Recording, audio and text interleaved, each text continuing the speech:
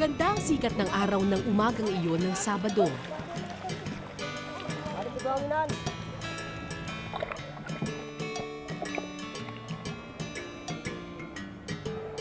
Malinaw at malamig ang tubig, tamang-tama lang para maglaro at magtampisaw.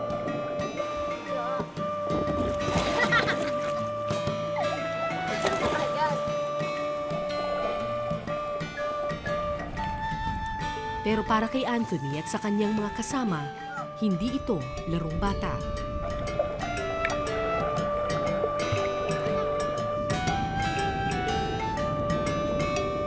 Bawat bagay na masisisid niya, katumbas ay barya sa alkansya.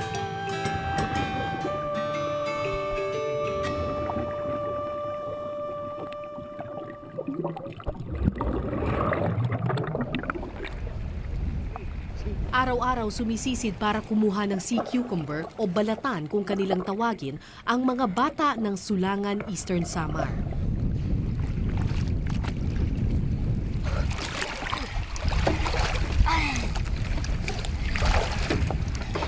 Siyam na taong gulang lamang si Anthony nang magsimula siyang sumisid ng sea cucumber. 4 na taon na niya itong ginagawa. Para hindi na ako manghingi sa nanay ko Nang alin? ng pambayad sa eskwelahan. Para hindi mahirapan ang nanay. Para hindi lang silang tumutulong. Dapat kami rin tumulong para lahat kami hindi mahirapan. Anak ng isang mangingisda, kulang ang perang kinikita ng kanyang ama't ina para tustusan ang kanyang pag-aaral. Sa kagustuhang makatapos sa eskwela, araw-araw sa laot si Anthony para sumisid ng pangbaon niya kinabukasan. Bukod sa antiparang kahoy, wala nang iba pang kagamitan sina Anthony pang sisid. Lakas lang ng baga at haba ng hininga ang tangi nilang sandata. Nakatago sa pagitan ng damo ang mga sea cucumber, kaya mahirap itong hanapin.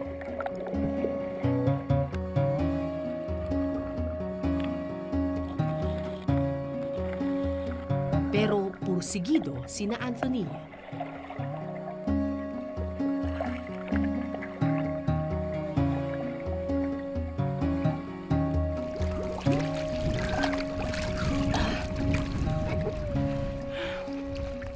Puro, ang pinakamadaling mahanap yung mga ganitong tibas. Ang problema, ito rin yung pinakamura.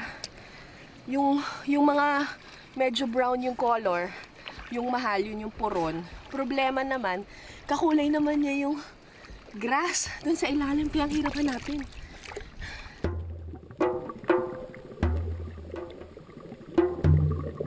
Isa pang balakid ang dagta na inilalabas ng sea cucumber kapag ito'y napipisil. Makapit ang dagtang ito, mahirap tanggalin.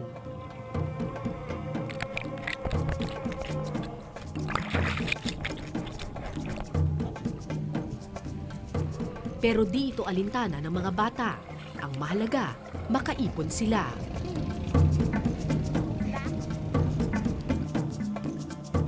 Kaya naman inabot na kami ng mahigit 5 oras sa laot, hindi pa rin tumitigil sa pagsisid sina Anthony.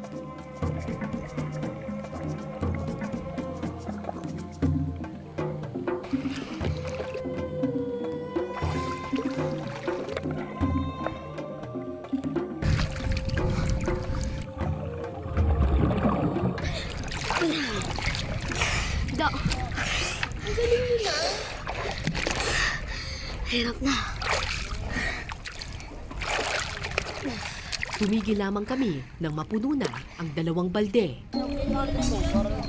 Dito ko.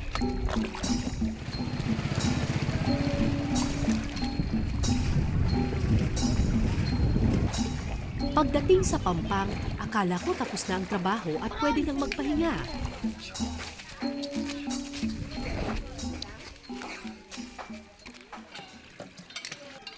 Pero ang batang si Anthony, sabak muli sa trabaho.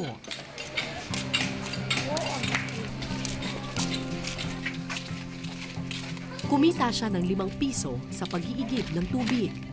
Pagkatapos, naglinis pa siya ng sasakyan. At nagkargador pa ng bigas at dilata. Ano nararamdaman mo pag nakikita mo silang nagtatrabaho? Naano rin naman ako minsan. Sabi ko nga, kawawa naman kako yung mga anak ko, mariliit pa. Sabi ko, maano na sila sa trabaho. Pagkatapos ng trabaho, diretso uwi si Anthony. Sinundan namin ang bata at nakita namin ang marahil pinakaimportanting bagay para sa kanya. Isang lumang garapon ng pulbos. Magkano ba yung kailangan ng pera?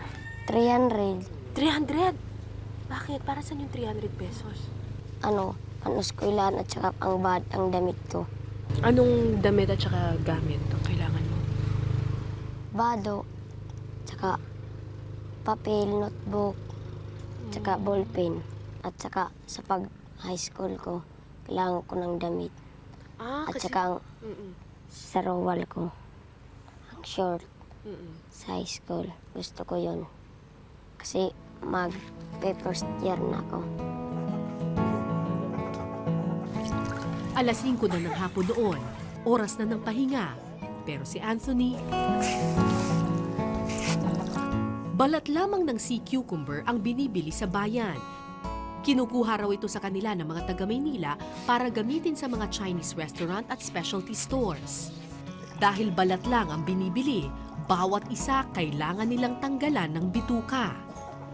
Buong araw ko nang kasama si Anthony, pero ni minsan di ko siya nakitang maglaro tulad ng karaniwang bata. Abi, Alan, sugat. Sugatan ka? wala. Anong wala? Ano nangyari sa'yo? Nasugatan ka? Wala. At kahit may iniindang sugat, walang puwang para magpahinga. Kung ano ko diin. Mahigit 1 oras na kaming naglilinis ng mga sea cucumber, malansa ang bituka at kumakapit sa kamay ang dagta. Pero tuloy pa rin si Anthony, kailangan daw kasing maibenta ang sea cucumber bago magdilim.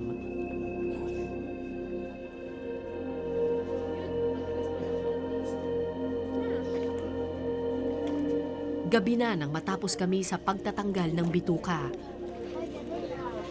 Bit-bit ang 2 balde ng sea cucumber, naglakad kami patungo sa susunod na purok.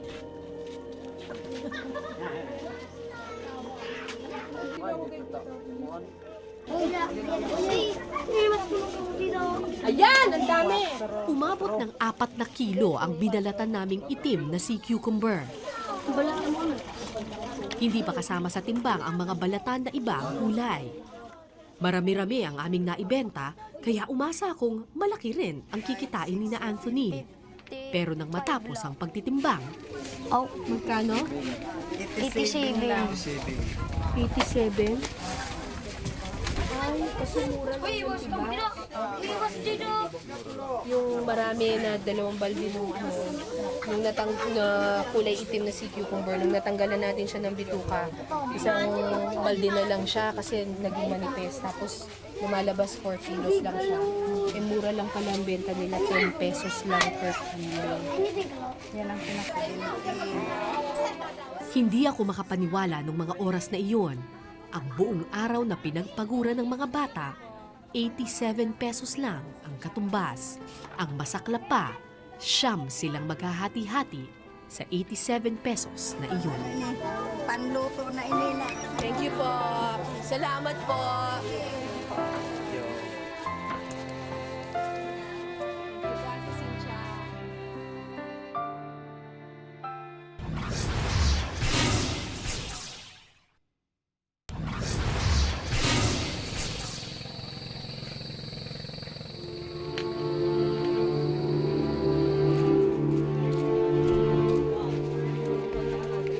Pagdating ng gabi sa oras ng pahinga, binalikan ko ang bahay ni na Anthony.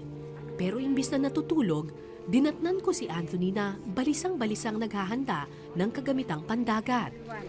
Ano po ito? Yung Flashlight? ginagamit nila pang sisig. Nakabalot ng Binalot guma. ng ng goma para... Para hindi pasukin ng Ng dagat. dagat.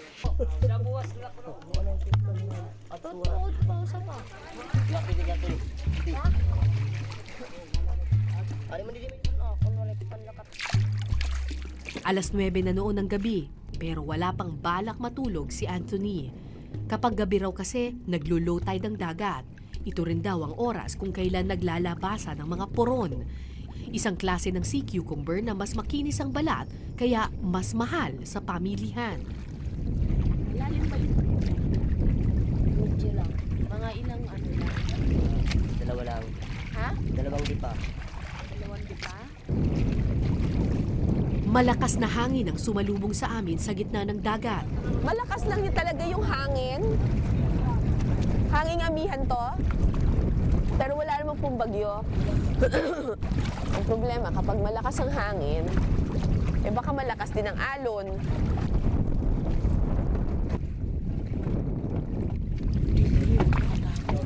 Ka natatakot?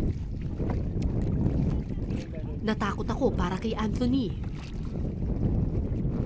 Pero di na siya sumagot at agad na lang lumusong sa tubig.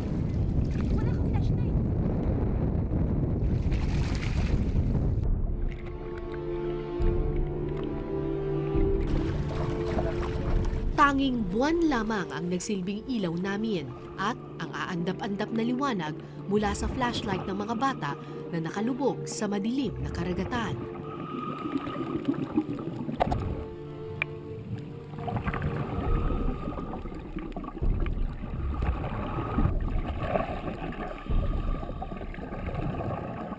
Hindi ka ba natatakot? Minsan, Saan ka natatakot? kung wala akong kasama, kung ako lang nawawala ka, bakit?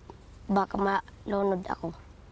Baka mawala, baka maanas ng dagat. Maya-maya, umahon na ang ilan sa mga bata. Ano yan? Ay, ano ba yan? Bukod sa pugita, nakakuha rin sila ng ilang puron. Saan sila? Sobrang lawak ng dagat dito at sobrang dilim. Hindi ko alam kung paano magagawa ng mga bata na maghanap ng mga sea cucumbers at iba pang mga lamang dagat dito sa ganitong kadilim na dagat na ang gamit lamang nila ay ganitong klaseng flashlight. Pero so far, after 30 minutes, ito na yung nakuha nila. Meron silang nakuhang sea cucumber, medyo maliit nga lang ito. Para kumita sila, kailangan nilang mag-ipon ng siguro mahigit 30 ganito or mas marami pa para kumita sila ng 100 to 120 pesos. Tapos, nakakuha rin sila ng mga ganitong klaseng shell na nabibenta nila for 2 pesos each.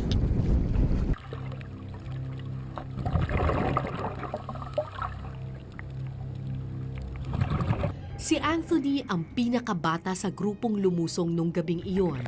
Sa liit ng kanyang katawan, kinabahan ako para kay Anthony. At nagdesisyon akong sundan ang bata.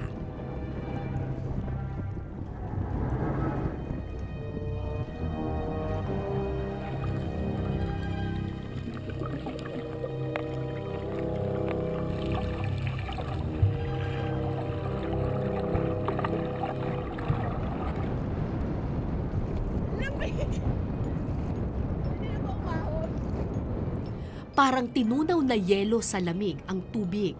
Halos wala kang makita sa sobrang dilim. At sa lawak ng dagat, madali kang mawawala at matatangay ng agos. Katunayan, pag-ahon ko,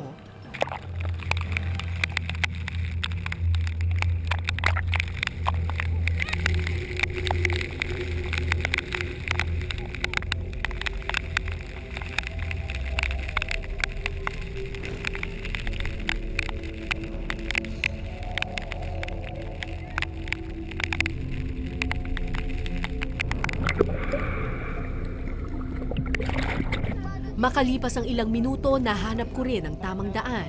Mahirap maghanap! Nakadisorient.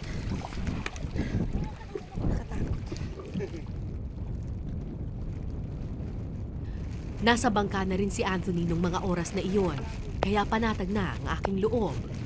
Agad na binalutan ng plastik ang maliit na katawan ni Anthony. Ginaw na ginaw ang bata.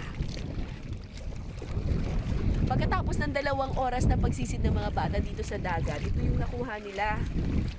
anim na sea cucumber, tapos may mga maliliit sa bangka namin ni Anthony. Meron kaming...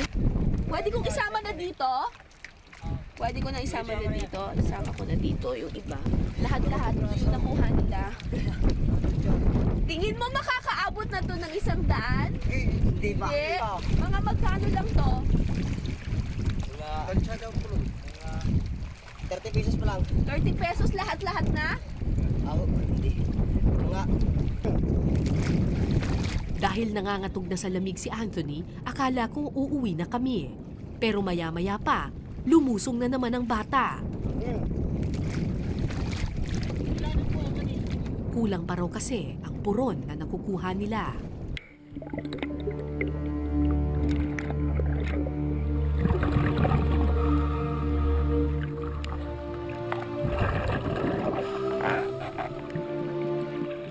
Hanggang anong oras kayo sa laot? Mabot na ng alas 6. Nung umaga? O tapos anong oras ang pasok sa eskwela? Alas 7. Eh kailan ka matutulog? Hindi na. Magkakape na lang.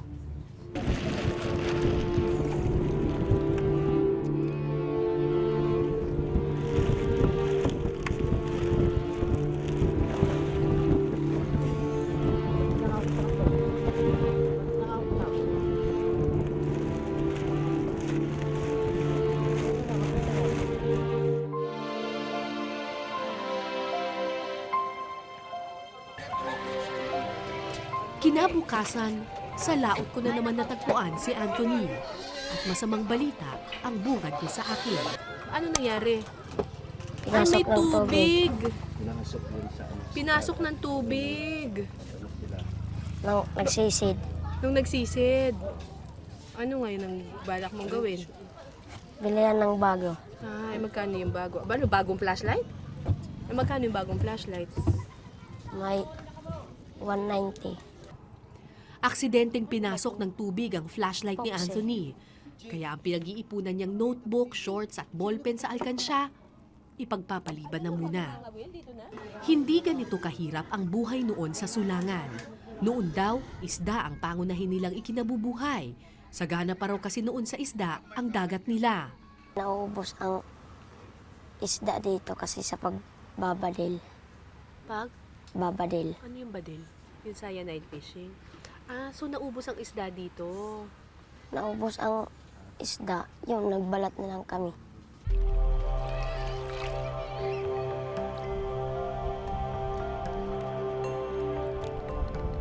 Pero ngayon halos wala ka nang makukuhang malalaking isda.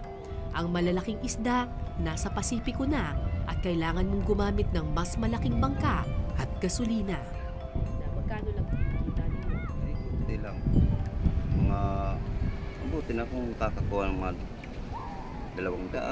Pag ano, Paano po yung ano yung gasolina? 250 po. Ah, 250. Isang galon po. Ay, kaya tsamba-tsamba lang yung dito pangingisda. Kaya nagtsatsaga na lang sa sea cucumber ang mga taga-Sulangan at swertihang pangangawil ng mga isdang gaplatito lamang ang laki. Maya-maya, nakita kong namimilipit sa bangka si Anthony. Anthony! Nag-almusal ka na ba? Ha? Nalaman kong hindi pa pala nag-aalmusal ang bata, kaya dali-dali kaming umuwi.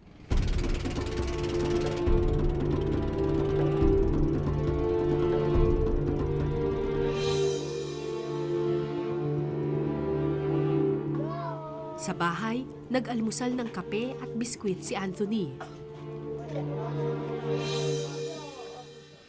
Namimilipit man sa sakit, pinilit ng bata na tumayo. May babalatan pa raw kasi siyang sea cucumber na nakuha nila nung gabi. Dating gawi, isa-isa na naman naming nilinis at tinanggalan ng bituka ang mga sea cucumber. Mas mataas ang kalidad ng mga sea cucumber na nakuha namin ngayon. Sana magbunga ng biyaya ang kanilang pinaghirapan.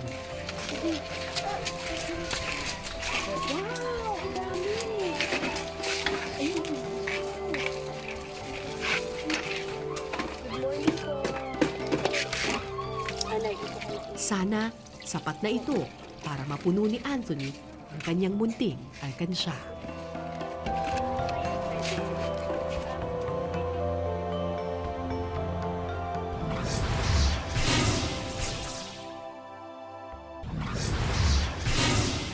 Anay, ibahala ini.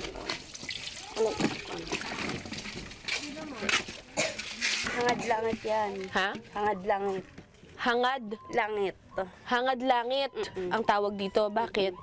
Kasi iba-iba kasi yung klase. Ito naman kulawot ang tawag dyan. Puron naman ito. Puron ito, yung maliliit. Bali, ito yung class din. Ito yung pinaka-class. Mahal kasi yan eh. May iba't ibang klase ng sea cucumbers na masisisid sa dagat. Depende sa kulay at kinis ng balat ang presyo ng bawat isa.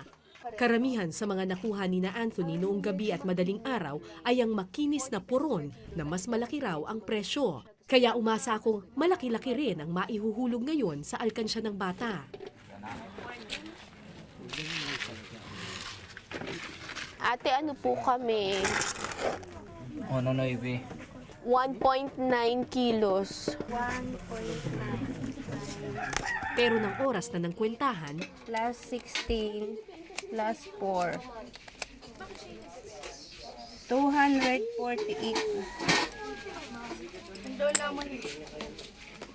hindi ako makapaniwala.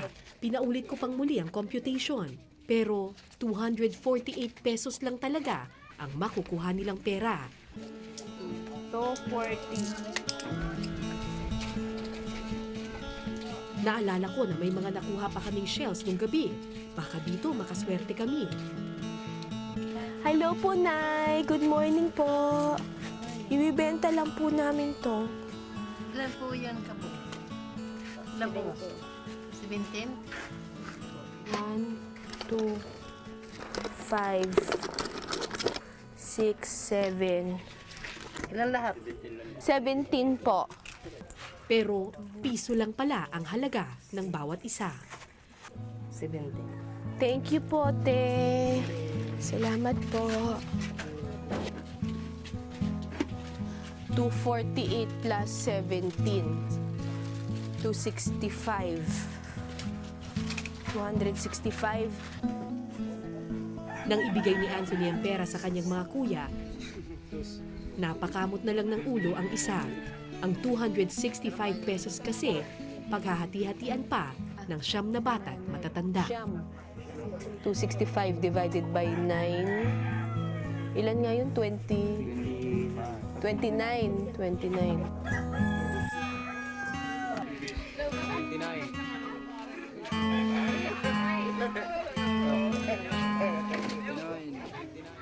Five, 10, Gaano man kaliit ang pera, matyagang hinulog ni Anthony ang barya sa kanyang alkansya. 30, 40, 50. 50 lang.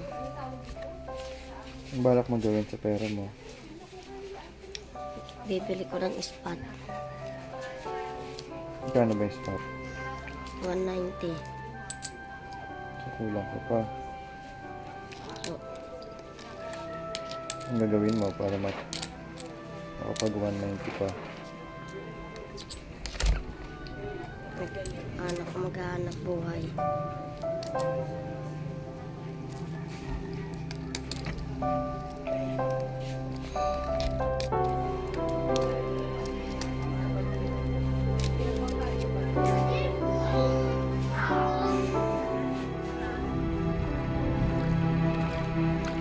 Kaya pagdating ng hapon, sa laot ko na naman natagpuan si Anthony. Animoy mga magsasaka ng karagatan, matyagang inaararo ng mga bata ang buhangin para kumuha ng maliliit na sigay.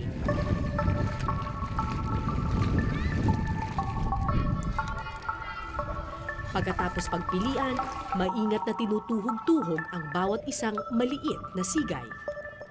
Magkano yung binibenta yung ganito, Nay? 40. 45 yata ito, yung isang 1 dozen.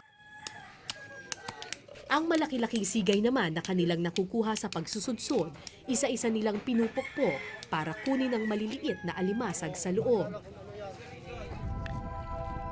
4 na oras sa pag-aararo ng dagat sina Anthony. Masakit na ang maliliit niyang balikat, pero tuloy pa rin sa trabaho ang bata. Magkano bayad mo sa pagsusudsod? Meron rin 50 gantang. Yung isang ganyan. O ano? 3. 3 baso.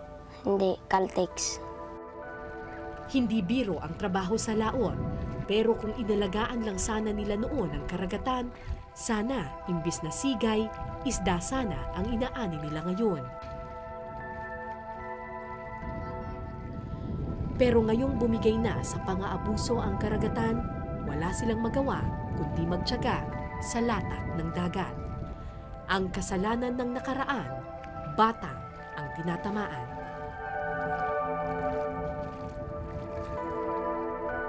Tanging sa edukasyon na lamang umaasa si Anthony para makalaya sa lusak ng karagatan. Matampos ako dito sa 4th year. Dapat napos ko ko kung inana ko sa giwang kung may pera lang. Ah, gusto mo mag-college? Po. Ano ba yung pangarap mo pag nagdadasal ka kay Jesus? Janitor. Gusto mo maging janitor? Ha? Opo. Katrabaho ko sa Maynila, gaya ng ate ko. Hindi ko alam kung ano ang sasabihin ko kay Anthony nang marinig ko ang kanyang simpleng pangarap. Ang kanyang hangarin na makahawak ng 300 piso, pambili ng notebook at damit, at 190 pesos, pambili ng bagong flashlight. Kung tutuusin, bariya lang sa atin ang ganitong halaga ng pera. Pero para sa mga tulad ni Anthony, sapat na ito para matupad ang inaasam.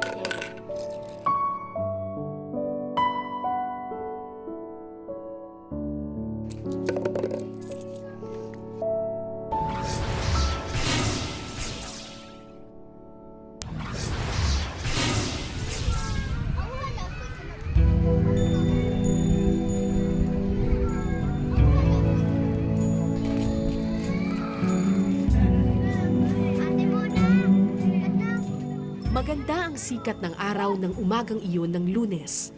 Malinaw ang tubig, tamang-tama lang para sumisid.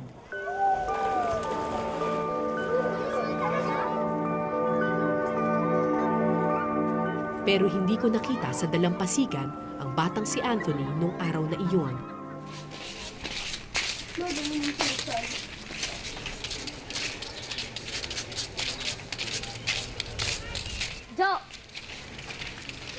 Pagod man ang katawan, puyat man ang mga mata, ni minsan hindi umabsent sa eskwelahan si Anthony. Hindi naman siya lumiliban sa klase. Ngunit kung pumapasok siya, minsan inaantok. Kulang sa tulog. Opo.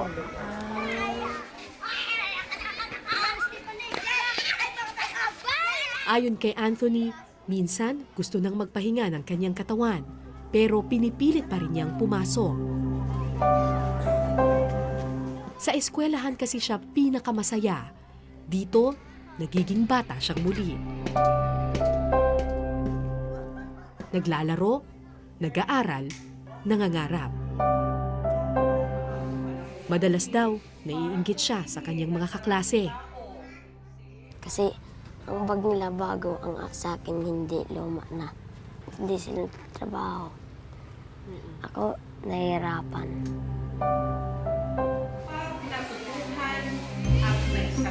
Pumapasok tayo sa eskwelahan para makapagtrabaho sa kalaunan. Pero si Anthony at iba pang child laborers tulad niya, kabaliktaran. Nagtatrabaho sila para makapag-aral.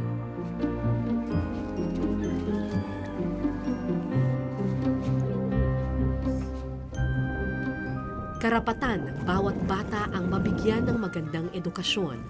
Pero kung tunay ngang libre ito, bakit kailangan nilang magtrabaho para makamit ang karapatang ito? Dahil sa sipag at tiyaga, Nung araw na iyon, tagumpay at pagpupursige ang leksyon sa paaralan. alin sa sumusunod ang naging puhunan niya na dapat nating tularan. Matagal nang nasagot ni Anthony ang tanong na ito. Matagal na niyang kilala ang sipag at tiyaga. Matagal na siyang naniniwala na pagtatrabahong walang humpay ang susi sa tagumpay. Pero ilang beses na siyang binigo ng pagtatrabaho. Ngayon, sa edukasyon na lang siya kumakapit. Sana hindi mapagod si Anthony sa pagkapit sa pangarap na ito. Ako po si Cara David at ito po ang Eyewitness.